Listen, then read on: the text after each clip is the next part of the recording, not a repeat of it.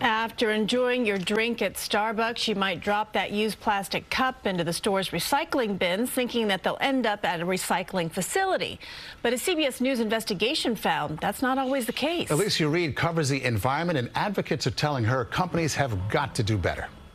When sanitation stops to pick up garbage and recyclables from Starbucks, contents of the recycling receptacle shouldn't end up in a landfill, but sometimes it does. When it comes to recycling, companies across the country and the world are lying about all these single-use plastics. In a CBS News investigation, 57 plastic cold drink cups from Starbucks with an air tag attached to each one were dropped in bins labeled recycle in 18 cities, 36 pinged at possible locations.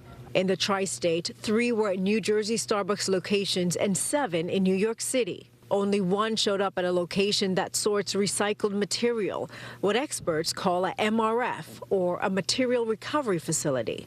And across the 18 cities, only 4 cups ended up at a recycling facility. The remaining tracked cups have pinged in incinerators, landfills, or waste transfer stations, which are facilities where trash is taken to be compacted before going to a landfill.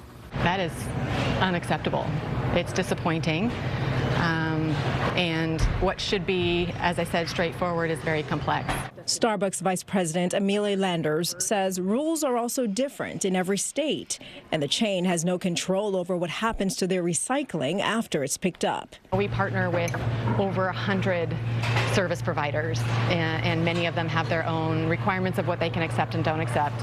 And then contamination is a big problem. So any one material that's the wrong material can contaminate the whole bin.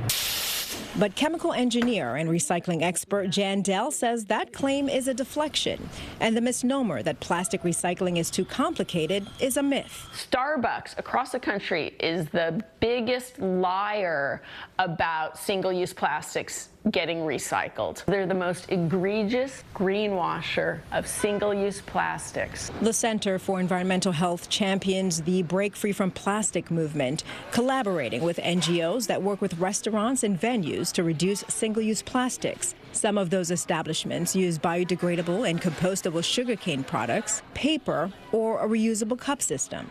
We just need, A, the culture shift, the culture of disposability needs to change in the U.S., and B, we need a bit more help from the feds, right, to say, and this is how we're going to do it, so we have consistent standards for all companies, so we're not disadvantaging the one that is doing the right thing for our health and the environment. Starbucks serves more than 6 billion customers a year globally, and as of 2022, 75% of sales were cold drinks. The company now has an ambitious goal of cutting waste in half by 2030. Our 2030 goal is that 100% of our customer packaging is reusable, recyclable, or compostable. This year, Starbucks rolled out the option for customers to use their own reusable cups at all stores in the U.S. and Canada. The vice president says they're also testing reusable and returnable cups and introducing a new cup that is up to 20% less plastic. Alecia Reid, CBS News, New York. And Alecia covers the environment for us. If you have a story idea you'd like her to look into, you can reach out by scanning the QR code on the screen.